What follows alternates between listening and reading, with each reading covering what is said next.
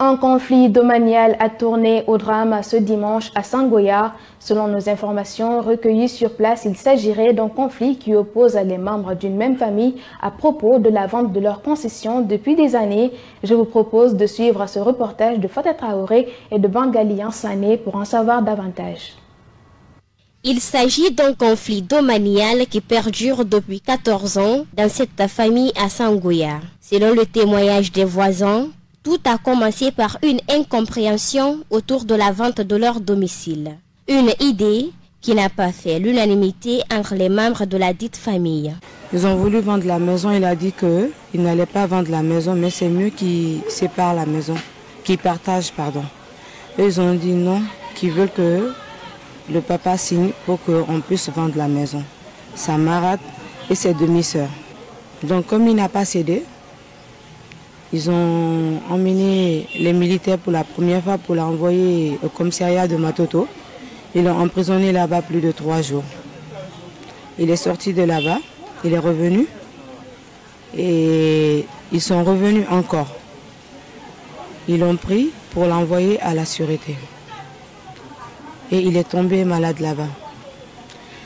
Et il y a une certaine dame, Madame Bamba, procureur je ne sais pas d'où, qui a signé les papiers pour qu'on puisse l'envoyer à la sûreté.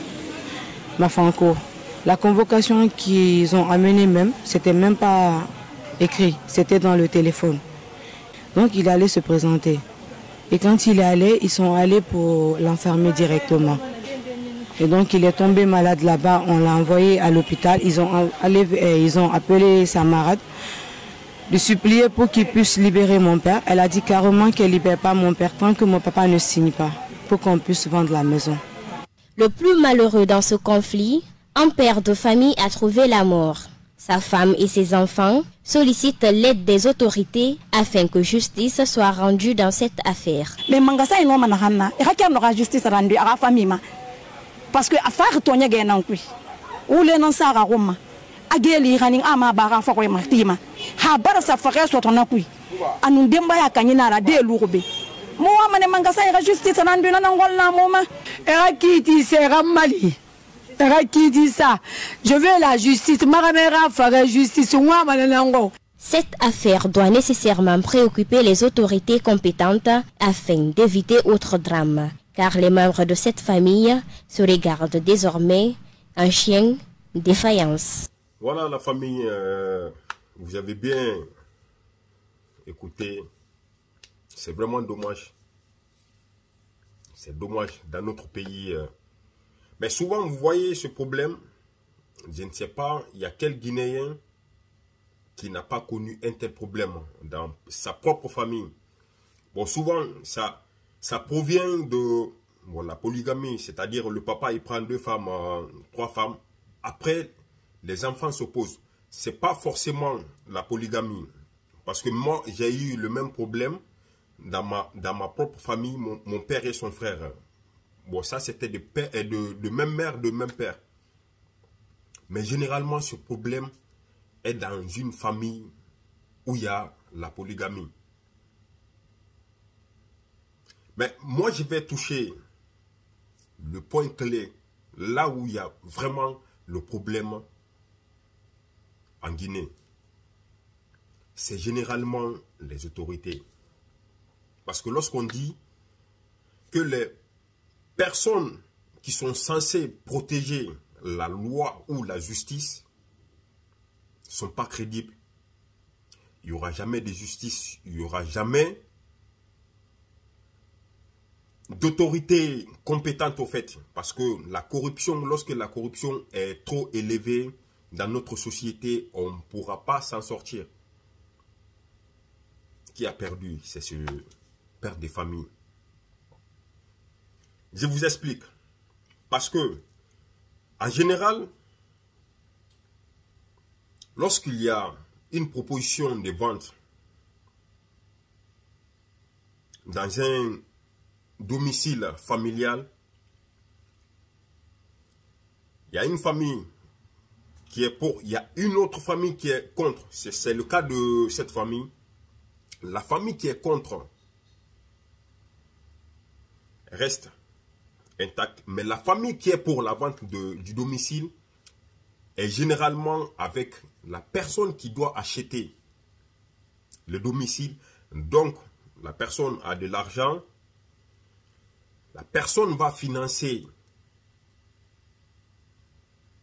la corruption de l'autorité, c'est-à-dire la gendarmerie ou la police, pour aller arrêter ou pour aller terroriser la famille qui est contre la vente. C'est généralement comme ça. Tous les Guinéens qui sont en train de regarder cette vidéo, c'est généralement comme ça. Nous, on a tellement subi ce problème, ce cas dans notre famille à 6 h du matin où je ne sais même pas. On vient nous réveiller, on dit, bon, allez, sortez tous. La police ou la gendarmerie, il n'y a pas de, comment ça s'appelle, convocation, il n'y a rien. C'est le cas de cette famille. La convocation qu'elle a reçue, c'était dans le téléphone. Où vous avez vu une convocation dans un téléphone? Une convocation dans un téléphone, où vous avez vu ça? Voilà, donc, généralement, c'est les autorités qui sont corrompues dans cette affaire pour aller vraiment terroriser la population. Sinon, en matière de justice, lorsqu'il y a opposition, c'est seule la justice qui pourra trancher cette affaire. Voilà, s'il y a deux camps, c'est forcément, il faut qu'il y ait justice pour qu'il y ait vente ou non. Voilà, donc on ne peut pas arrêter quelqu'un comme ça parce qu'il s'est opposé à la vente. C'est tout simplement, le monsieur, il est décédé, ils l'ont tué. Parce que lui, il faut l'éliminer pour qu'il y ait vente. Ils l'ont tout simplement tué. Voilà. Dieu merci, aujourd'hui, il y a les réseaux sociaux. Nous, on va partager, s'il vous plaît, la famille, partagez cette vidéo. Les autorités qui étaient en charge de cette affaire, il faut qu'ils arrêtent. C'est lui qui a la tête de ce problème. Il faut le mettre, il faut le mettre en arrêt. Il faut le limoger. Il faut qu'il se mette d'abord à la retraite chez lui pour que la justice fasse son travail. Les enquêtes, il faut comment ça s'appelle, la justice fait l'enquête. Voilà, s'il doit être condamné, qu'on le condamne. Et limoger aussi de son poste. Parce que ça, c'est des problèmes. En tant que ça existe dans notre pays, la corruption va toujours continuer. Il y aura toujours la corruption. Parce qu'il faut que ça s'arrête. Je ne sais pas, il y en a combien de familles qui ont été victimes de ce problème. Du jour au lendemain, vous voyez la police chez vous, on vous dit de sortir de la maison où ils viennent prendre quelqu'un, la police ou la gendarmerie. Ça a toujours existé. Voilà, donc, ça c'est un appel aux autorités de l'autorité, voilà. Essayez de rendre justice à cette pauvre famille. Parce que ce qui leur est arrivé est inadmissible, c'est inacceptable. Il faut qu'il y ait justice.